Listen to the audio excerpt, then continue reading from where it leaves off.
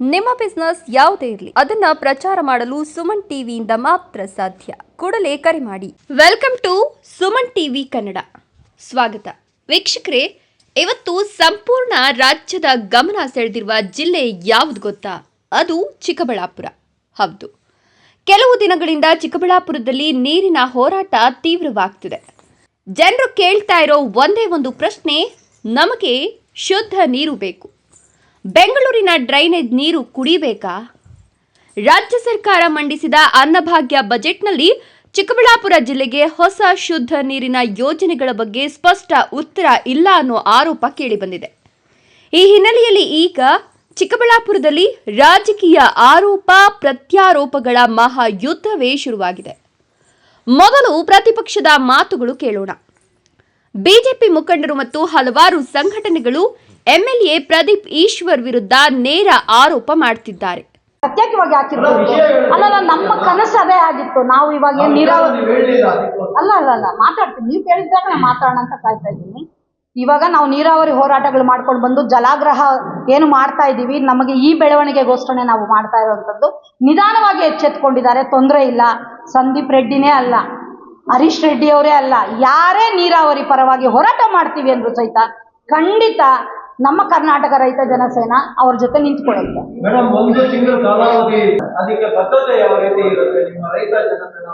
ಖಂಡಿತ ಇವಾಗ 1 ತಿಂಗಳು ಗಡುವು ಕೊಟ್ಟಿದ್ದೀವಿ. ಅವ್ರು ಏನ್ ಮಾಡ್ತಾರೆ ಏನ್ ಮಾಡಲ್ಲ ನೋಡ್ಕೊಂಡು ನಾವೇನ್ ಮಾಡ್ಬೋದು ಅಂತ ನಾವು ಖಂಡಿತ ತೀರ್ಮಾನ ತಗೊಂಡು ನಾವು ಮಾಡೇ ಮಾಡ್ತೀವಿ. ಅದ್ರ ಆಗುಹೋಗುಗಳಿಗೆ ರಾಜ್ಯ ಸರ್ಕಾರ ನೇರವಣೆ ಅಂತ ನಾನು ಹೇಳಾಗಿದೆ. ಇವ್ರ ಜೊತೆಲೇನೆ ನಮ್ಮ ನೆಲಮಂಗಲ ತಾಲೂಕಾದ ಶಾಸಕರು ಶ್ರೀನಿವಾಸಯ್ಯ ಅವರು ಕಾಂಗ್ರೆಸ್ ಪಕ್ಷದ ಶಾಸಕರೇ, ಅವರು ಮೊದಲನೇ ಸರಿ ಶಾಸಕರಾಗಿದ್ದಾರೆ. ಜಲಾಗ್ರಹ ಕಾರ್ಯಕ್ರಮವನ್ನು ನೋಡಿ ಸೆಷನ್ ಅಲ್ಲಿ ಅವ್ರು ಹೇಳ್ತಾರೆ, ನಮ್ ನೀರೇ ಬೇಡ, ಕೊಟ್ರೆ 3 ಹಂತದ ಶುದ್ಧೀಕರಣ ಮಾಡಿಕೊಡಿ, ನಮ್ಮ ಜನ ಉಳಿಯಲ್ಲ, ನಮ್ಮ ಜನರಿಗಾಗಿ ನಾನು ಅಂತ ಹೇಳ್ತಾರೆ. ನಮ್ಮ ಧೀರೇಂದ್ರ ಮುನಿರಾಜ್ ಅವರು ದೊಡ್ಡಬಳ್ಳಾಪುರ ಶಾಸಕರು ಹೇಳ್ತಾರೆ, ಇವ್ರ ಬಾಯಿಗೆ ಯಾರಾದ್ರು ಬೀಗ ಹಾಕಿದ್ರ ಮಾತಾಡೋದಿಕ್ಕೆ? ಕೊನೆ ಪಕ್ಷ ಅವರು ವಾಯ್ಸ್ ಮಾಡಿದಾಗ ಎದ್ದು ನಿಂತ್ಕೊಂಡು ಇವ್ರು ಮಾತಾಡ್ಬೋದಿತ್ತಲ್ಲ. ಬರೀ ಇವರು ಮಾತುಗಳು ಹೇಳಕ್ಕೆ ಸೀಮಿತ ಆಗ್ಬಿಟ್ರೆ ಆಡಳಿತ ಹೆಂಗ್ ಸ್ವಾಮಿ ಮಾಡ್ತೀರಾ ನೀವು? ಒಂದ್ಸರಿ ಬಂದು ಸರ್ಕಾರಿ ಆಸ್ಪತ್ರೆಯಲ್ಲಿ ಓಡಾಡ್ಕೊಂಡು ಹೋಗಿ ಎಲ್ಲರಿಗೂ ಇನ್ಫಾರ್ಮ್ ಮಾಡ್ಬಿಟ್ಟು ಬರೋದಲ್ಲ. ಯಾರೋ 10 ಜನನ ಮಾತ್ರ ನೀವು ಸುತ್ತಮುತ್ತ ಇಟ್ಕೊಂಡು ಓಡಾಡಿದ್ರೆ ಯಾರಿಗೂ ಯಾವ ವಿಷಯವನ್ನು ತಲುಪೋದಿಲ್ಲ. ನೀವೆಲ್ಲ ಒಂದ್ ಕಡೆ ಬೋನಲ್ಲಿ ಇದ್ದೋಗಿದ್ದೀರಾ. ಆ ಬೋನಿಂದ ಹೊರಗಡೆ ಬಂದು ಜನಗಳ ಮಧ್ಯೆ ನಿಂತ್ಕೊಂಡು ರಾಜಕೀಯ ಮಾಡಿ, ಅವಾಗ ನಾನು ಒಪ್ಕೋತೀನಿ. ನಿಮಗೆ ವಿಷಯ ಸರಿಯಾಗಿ ಮಾಹಿತಿ ಇಲ್ಲ ಅನ್ಸುತ್ತೆ. ಅವತ್ತಿನ ದಿನ ನಾವು ಹೋರಾಟ ಮಾಡಿರೋಂಥವ್ರೆ ನಮ್ಮನ್ನೆಲ್ಲ ತಗೊಂಡೋಗಿ, ಇದೇ ಅಲ್ಲಿ ಚೌಟ್ರಿ ಇದೆ ಅಲ್ವಾ, ಅಲ್ಲಿ ತಗೊಂಡೋಗಿ ನಮ್ಮನ್ನ ಸುಮಾರು ಸಾವಿರಾರು ಜನನ ಬಂಧಿಸಿದ್ರು. ನಾವು ಅವತ್ತು ಈ ನೀರು ಬೇಡ ಅಂತಾನೆ ಹೇಳಿದ್ದು. ಯಾವ ಹಿತಾಸಕ್ತಿಯಿಂದ ತಂದ್ರೋ ಈ ನೀರು ಗೊತ್ತಿಲ್ಲ. ಈ ನೀರನ್ನ ತಂದು ಅಂತರ್ಜಲ ವೃದ್ಧಿ ಆಗುತ್ತೆ ಅಂತ ಹೇಳಿ ಅಂತರ್ಜಲದಿಂದ ವಿಷವನ್ನ ಇವತ್ತಿನ ದಿನ ಜನಗಳಿಗೆ ಕೊಡೋ ಕೆಲಸ ಮಾಡ್ತಾ ಇದ್ದಾರೆ. ಇವತ್ತಲ್ಲೆಲ್ಲ ಸುತ್ತಮುತ್ತ ಕಂದ್ವಾರದಲ್ಲಿ ಜನ ಎಷ್ಟು ನೋವು ತಿಂತಾ ಇದ್ದಾರೆ, ಎಷ್ಟು ಆ ಸೊಳ್ಳೆಗಳು, ಆ ಗಾತ್ರ, ಅದನ್ನೆಲ್ಲ ನೋಡ್ಬಿಟ್ರೆ ಜೀವನನೇ ಬೇಡ ಅನ್ಸುತ್ತೆ ನಿಜವಾಗ್ಲು. ಇವತ್ತಿನ ದಿನ ನೀವು ಇವತ್ತು ಇಷ್ಟೂ ಆಗಿ ಎಚ್ಚೆತ್ಕೊಳ್ಳದೆ ಇವತ್ತು ನೀವು ಏನೋ ನನಗೇನೋ ಗೊತ್ತಿಲ್ಲ ಅನ್ನೋ ತರ ಮಾತಾಡ್ತಾರಲ್ವಾ, ಅತಿ ಬುದ್ಧಿವಂತಿಕೆ. ಅದು ನಿಜವಾಗ್ಲೂ ಅವ್ರಿಗೆ ಶೋಭೆ ತರ.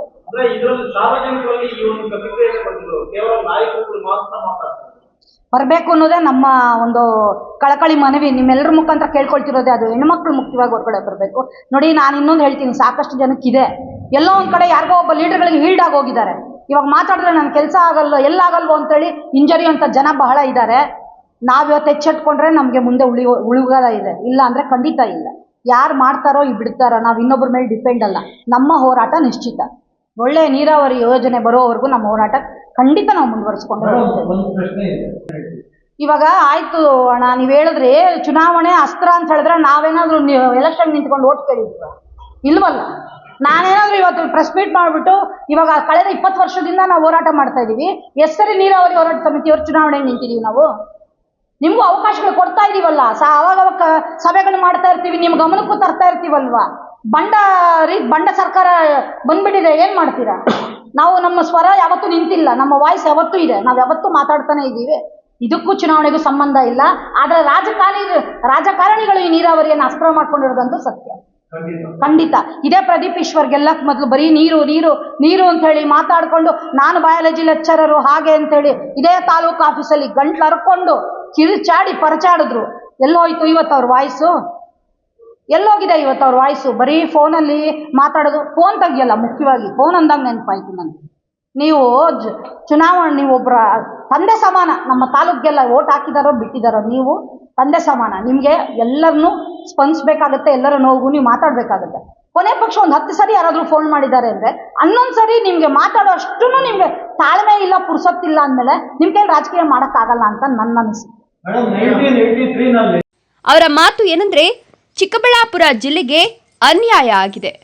ಬೆಂಗಳೂರು ಡ್ರೈನೇಜ್ ನೀರನ್ನ ನಾವು ಕುಡಿಬೇಕಾ? ನಮಗೆ ಶುದ್ಧ ನೀರು ಕೊಡಬೇಕು. ಪ್ರದೀಪ್ ಈಶ್ವರ್ ಅವರೇ, ನೀವು MLA ಆಗಿ 3 ವರ್ಷ ಆಗಿದೆ. ಇದುವರೆಗೂ ಚಿಕ್ಕಬಳ್ಳಾಪುರಕ್ಕೆ ಏನು ಕೊಟ್ಟಿದ್ದೀರಿ?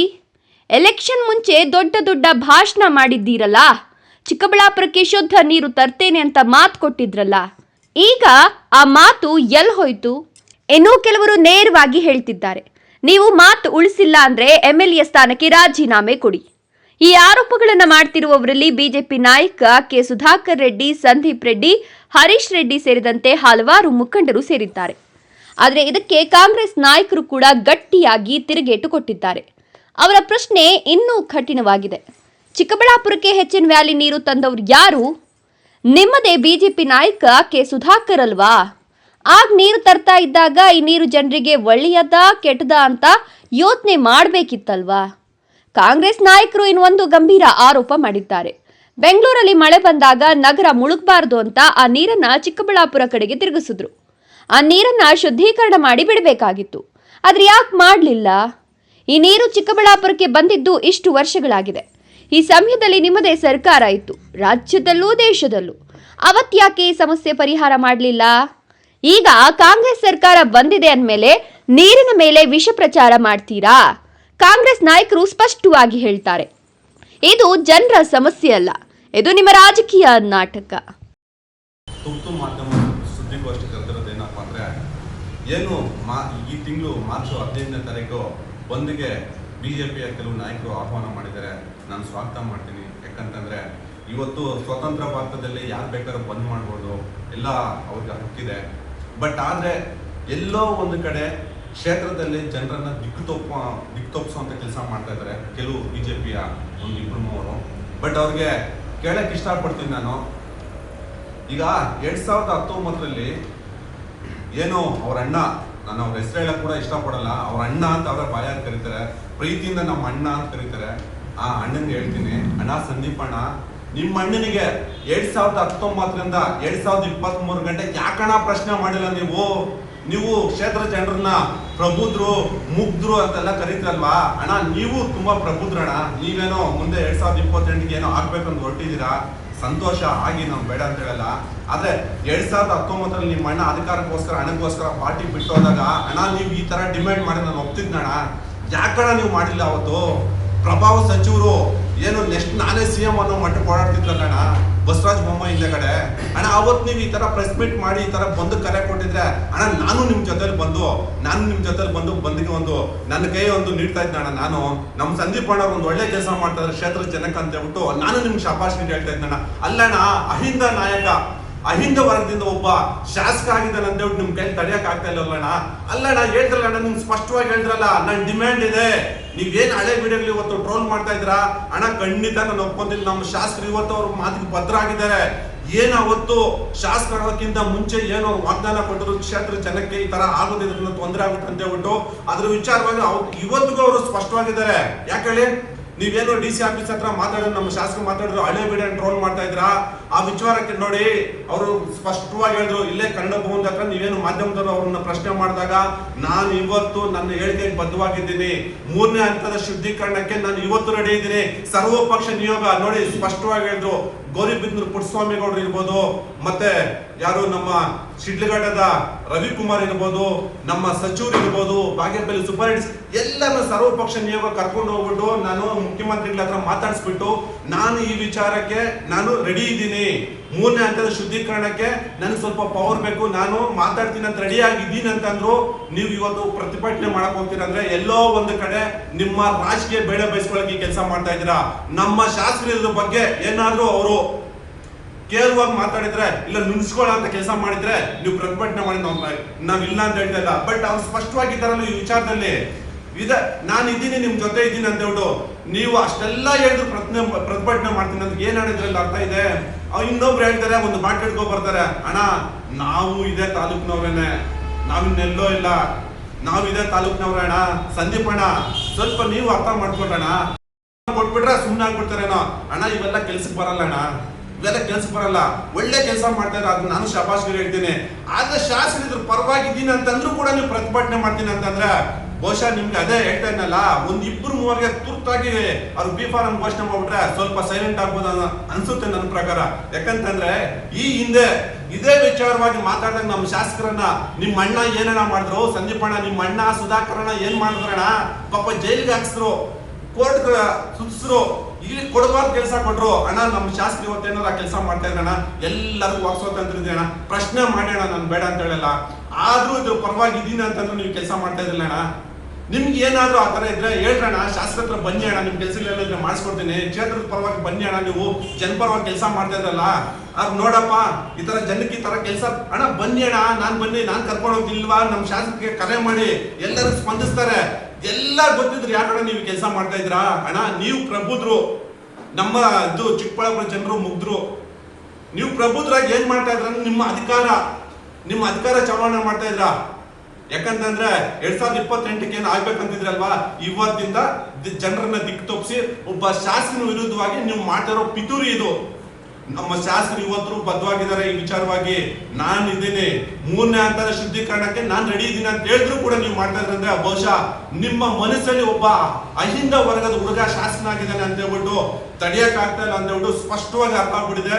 ಇದ್ರ ವಿರುದ್ಧವಾಗಿ ನೀವ್ ಏನೇ ಮಾತಾಡಿ, ಕ್ಷೇತ್ರ ಜನ ಆಲ್ರೆಡಿ ನಿಮ್ಮ ವಿರುದ್ಧವಾಗಿ ಡಿಸೈಡ್ ಆಗಿದ್ದಾರೆ. ಸಂದೀಪ್ ರೆಡ್ಡಿ ಅವರಿಗೆ ಈಗಾಗಲೇ ಬಿ ಫಾರಂ ಘೋಷಣೆ ಆಗ್ಬಿಟ್ರೆ ಬಹುಶಃ ಅವರು ಆರಾಮಾಗಿ ಇರ್ಬೋದು ಅಂತ ಹೇಳ್ಬಿಟ್ಟು ಇದಾಗಿದೆ. ಅಣ್ಣ ಇವೆಲ್ಲ ಕೆಲ್ಸಕ್ಕೆ ಬರಲ್ಲ, ಒಳ್ಳೆ ಕೆಲಸ ಮಾಡ್ತೀರಾ ಮಾಡಿ, ಅದು ಬಿಟ್ಬಿಟ್ಟು ಅಹಿಂದ ವರ್ಗದ ಹುಡುಗನ ಮೇಲೆ ಈ ತರ ಷಡ್ಯಂತ್ರ ಮಾಡಕ್ ಹೋಗ್ಬೇಡಿ. ಯಾಕಂದ್ರೆ ಅವ್ರು ಇನ್ನೂ ರಾಜಕೀಯದಲ್ಲಿ ಮುಂದುವರಿಬೇಕು.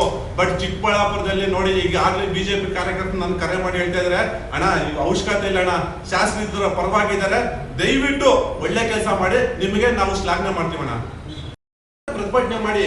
ಅವ್ರು ಹೇಳಿದ್ರಲ್ವಾ, ನಾನು ಇದ್ರ ವಿಚಾರವಾಗಿ ನಾನು ಇದ್ದೀನಿ, ಎಲ್ಲರನ್ನು ಕರ್ಕೊಂಡೋಗಿ ಮುಖ್ಯಮಂತ್ರಿಗಳ ಹತ್ರ ಮಾತಾಡ್ಬಿಟ್ಟು ಇದ್ರ ವಿಚಾರವಾಗಿ ಮಾತಾಡ್ತೀನಿ ಅಂತ ಅವ್ರು ಹೇಳ್ತಾ ಇದ್ರಲ್ವಾ ಸರ್. ಅವ್ರು ಇದ್ರ ವಿಚಾರವಾಗಿ ಇದಾರಲ್ವಾ, 3 ವರ್ಷ ಸರ್ ಎಲ್ಲೋಗಿದೆ ಸರ್ ಈ ಹರೀಶ್ ಕೆ ರೆಡ್ಡಿ, ಸಂದೀಪ್ ರೆಡ್ಡಿ ಎಲ್ಲೋಗಿದೆ ಸರ್? ಇವತ್ತು ಈ ತರ ಪಿತೂರಿ ಮಾಡ್ತಾರೆ, ಒಬ್ಬ ಅಹಿಂದ ವರ್ಗದ ಹುಡುಗನ ವಿರುದ್ಧ ಈ ಪಿತೂರಿ ಮಾಡ್ತಾ ಇದ್ರಲ್ವಾ, ಯಾಕೆ ಸರ್ ಅವತ್ತು ಈ ಪ್ರಶ್ನೆ ಮಾಡಿ, ನೀವು ಮಾಧ್ಯಮದವರು ಯಾಕೆ ಸರ್ ಈ ಪ್ರಶ್ನೆ ಮಾಡ್ಲಿಲ್ಲ? ಸಚಿವರನ್ನ ಒಮ್ಮೆ ಆದ್ರೂ ಸರ್ ಅವತ್ತು ಸಚಿವರಾಗಿರಲ್ಲ ಡಾಕ್ಟರ್ ಕೆ ಸುಧಾಕರ್, ಅವತ್ತು ಈ ಪ್ರಶ್ನೆ ನೀವು ಮಾಡ್ಬೇಕಾಯ್ತು. ನೋಡಿ ಜನರಿಗೆ ಈ ತರ ವಿಷ ತಗೊಂಡ್ ಬಿಟ್ಟಿದ್ರಲ್ವ ಅವತ್ತು ಡಾಕ್ಟರ್ ಕೆ ಸುಧಾಕರ್ ಈ ನೀರ್ ಬಿಡ್ಬೇಕಾದ್ರೆ ಎಲ್ಲೋಗಿದೆ ಸರ್ ಈ ಸಂದೀಪ್ ರೆಡ್ಡಿ?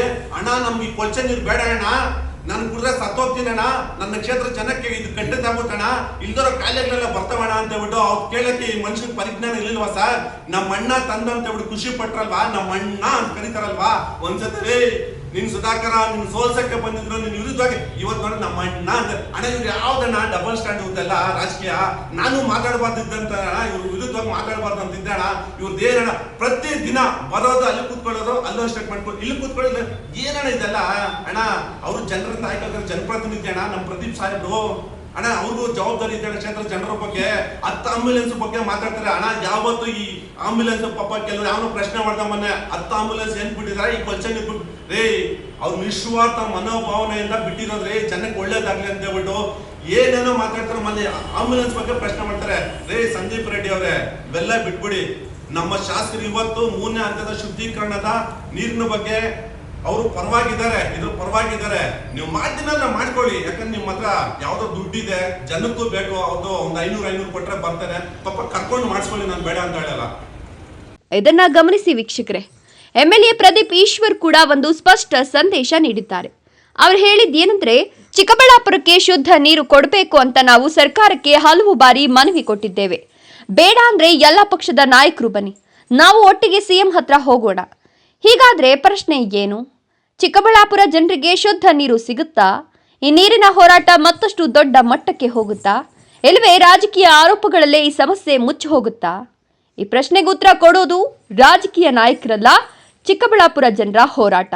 ಇದು ಸುಮನ್ ಟಿವಿ.